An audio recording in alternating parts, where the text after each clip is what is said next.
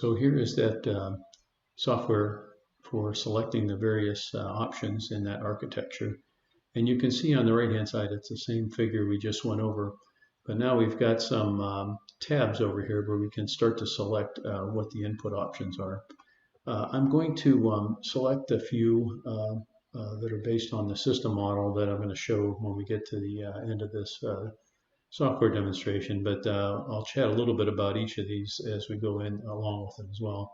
So we're going to select wind turbines and solar photovoltaics as the two renewable inputs for the energy source for our system that we're building from this architecture.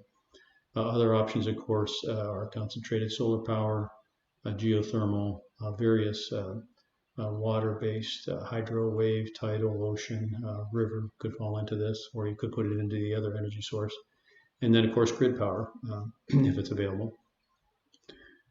In terms of feedstock, we're going to select water.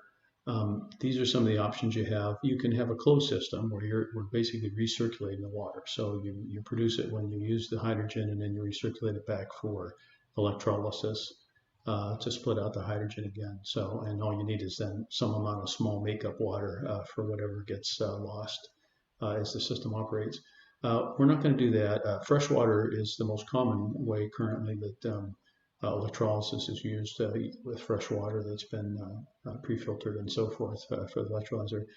I'm going to select salt water for this particular demonstration because there's a tremendous opportunity, I think, for having a system that both provides desalination as well as hydrogen production and energy storage, and then at the output gives you potable water. So it's multiple functions. I don't know of any other architecture that allows you to do that other than hydrogen. But you could also use gray water, for example, or wastewater as well as inputs, and it would depend on what kind of processing you would do prior to putting it into electrolyzer, unless you used an electrolyzer that was meant to handle those feedstocks. So I'm going to select seawater. Now, instead of water, we could have also used a biomass, methane, which is the common way historically. Hydrogen has been produced by steam methane reforming. Or other feedstocks, as I mentioned, could be any kind of hydrocarbons. There's processes for most of them available currently. We're going to pick none in this case. We're just going to use the saltwater input. So now we can go next to the production and storage piece. For hydrogen production, I'm going to select water electrolysis. But there's other methods that are available. Photocatalysis, still early stage, but it is where you use solar energy directly to produce hydrogen, usually with some type of catalyst material, iron and other structures and materials are being used right now for that.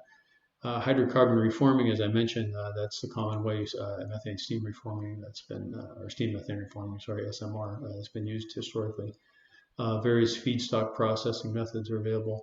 Photobiological, there's actually various algae species that can produce hydrogen as part of their metabolic process. So there's been a fair amount of research on that. Also very low technology readiness level, but these are things that come online.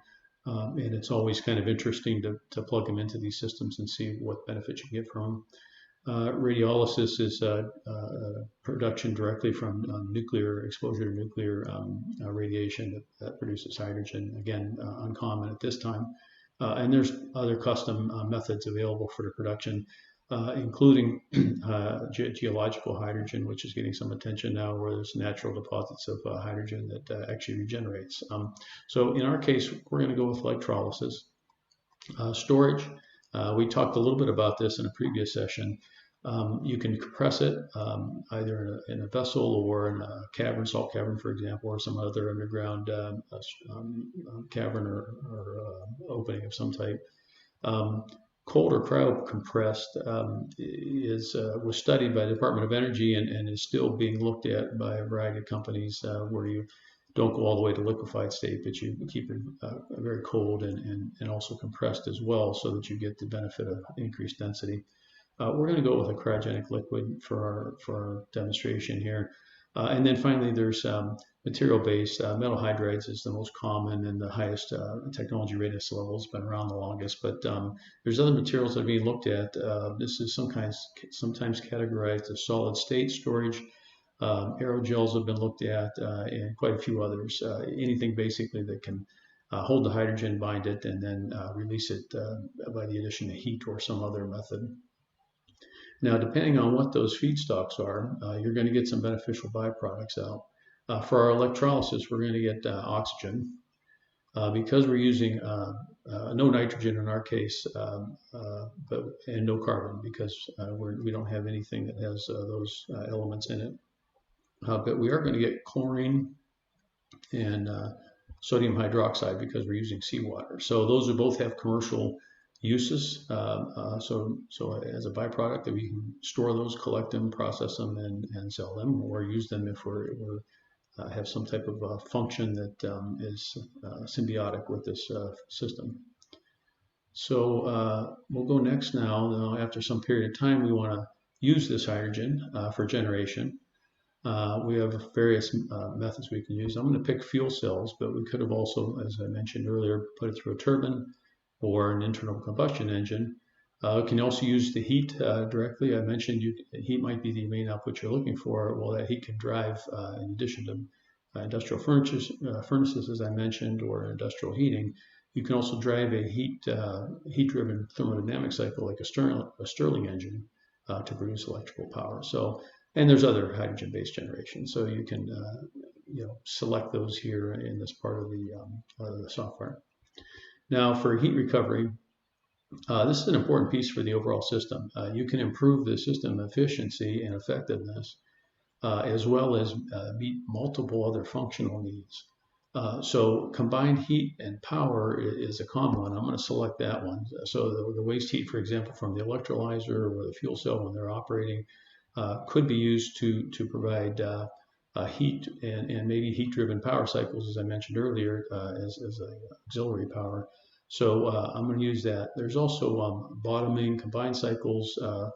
Not going to go into too much detail with that now, but these are basically methodologies to improve the overall system effectiveness and essentially derive more energy output from the system.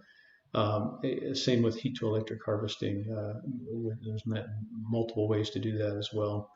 And another interesting one, depending on what your needs are, thermal driven refrigeration cycles are possible. So if you have an air conditioning load, HVAC load of some type, or you're refrigerating, let's say, food products or something of that sort, you could drive it with the heat, the waste heat, potentially for a refrigeration cycle. And there's other recovery methods. So let's go to outputs last then. So for our outputs for the system we're going to look at, I'm going to pick electricity as the main output. As I mentioned, it could have been kinetic or motive. And then for hydrogen out, you can either have no excess. So in other words, the hydrogen it's a closed system. You're storing the hydrogen only to use it for energy, and then you consume all of it, and it goes into water. And that water is either taken out or recycled. But we'd like to keep, for this example, we'd like to have excess hydrogen. So we're not only using it for this system for energy production through the fuel cell, but we'd also like to, let's say, fuel vehicles that are on site co-located with this system. So I'm going to say we want enough for excess for fueling. The water management side, I mentioned before, it could be closed or open, while you also have some other things to think about with the water management that's coming out now and the usage of this hydrogen. You can have what's called a regenerative or reversible, sometimes used reversible or regenerative fuel cell system, where essentially you have the same equipment that's doing both the electrolysis and the fuel cell piece of the system. So it's there's trades, of course, with that, but there's some benefits, obviously, with the footprint and the components that you have to buy, because you're basically doing two functions with the same system. We're not going to use that in this case. You can have a closed loop where the water stays in the system, and it's used for cooling loads, maybe humidity control if you've got some type of environment you're trying to control humidity, and other system uses. I think in our case we're gonna pick open loop here where we're removing water. So this is a case where we're going to use that potable water and we're going to use it for drinking and also for agriculture. So these are all options available in this architecture, in any hydrogen architecture that you can choose for the system that you're designing. So that's the end of the selection of these different architecture elements. So let's hit next. And it's going to ask us, do we want to go to the system level model? So this is where all these elements are put together into an overall system. So I'm going to hit yes. And this is the model it's created. So there's a lot here. Let me move from left to right and just kind of introduce some of it. Here's that wind turbine and solar photovoltaics that we had selected, or solar panels. You can see it shows it with this short dash line what the electrical energy flows are for both of those, and you can follow those throughout the system. The water input is, so fluid flows are shown with a little bit longer dashed lines here. So this is the salt water coming into the system. And then as we mentioned, we didn't use biomass. We decided not to use that. So in this case, water is going in with those renewable sources and it's being electrolyzed. Now you've got a power management distribution, a PMAD up here at the top. The little cloud above these elements are ones where there is some amount of waste heat that's produced by that particular component. So it calculates that, and then you have the information to decide how you want to use that waste heat or utilize it. And you can see the power management distribution, or power management and distribution system. It basically decides where the power needs to go. So in this case, it's going to electrolyzer, and I'll show you on the right-hand side in a minute what's being modeled there. And then you've got hydrogen storage when the electrolyzer is running. So in our case, it's being liquefied because we decided to store it as a cryogenic liquid. And then over to the right here, this is the important part, of course, in the end, is what's the electrical load we're trying to meet with this system. So in this particular system, this would be like a microgrid kind of energy storage and usage with the ability to fuel vehicles as well on site, and the ability to take out potable water and use it for agriculture and drinking as we previously did with the selection of the different options. And then finally, you've got the fuel cell over here. So when you're feeding the fuel cell, you're bringing in, we used air in our case directly. You could use oxygen if you ended up storing it from the electrolysis process. And that goes along with the hydrogen into the fuel cell, and it produces potable water when it's being used. Now, if we go over here to the dashboard, you can select to go back to the architecture if you decided you wanted to change something in the system isn't exactly what you wanted. You can save the conditions, and I'll show you that in a minute where that gets helpful. And then you've got the electrical load here. So the best way to look at this, I've shown this as a timestamp. So we're using a nomenclature here where we use a day of the year. 365 is the last day of the year then, and then the hour. So 12.0 is noon. And we're doing a transient analysis with this. So this is an example where you've got an electrical load as shown here. You can change it manually, or you can use this kind of a radio dial adjustment, and I'll show you how that works in a second. So we've got an electrical load of 550 kilowatts at noon here on this particular day.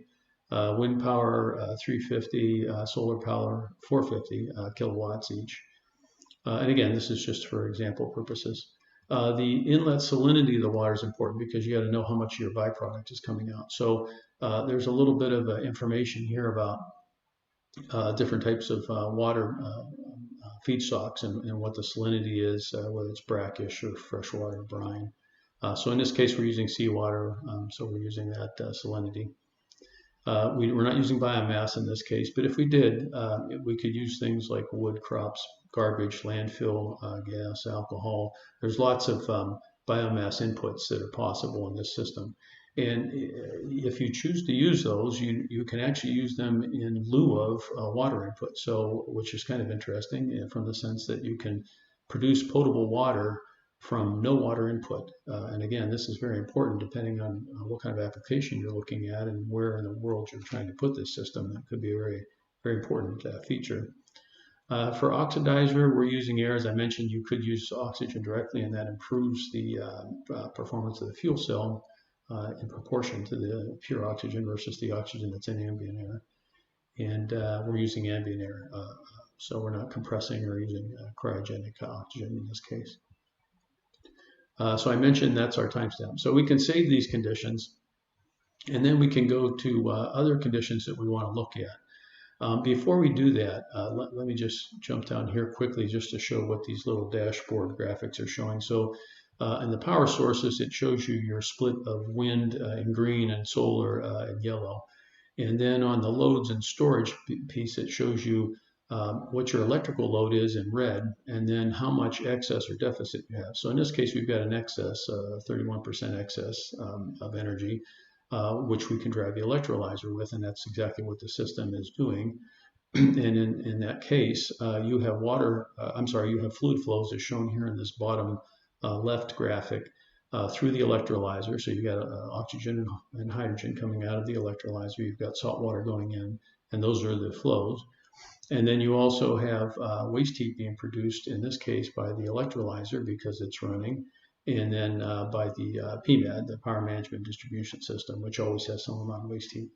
Now these little arrows up here, we can kind of slide this window over if we want to, and we get a little more details about what those graphics are showing. But for a quick glance, I think the graphics are kind of helpful.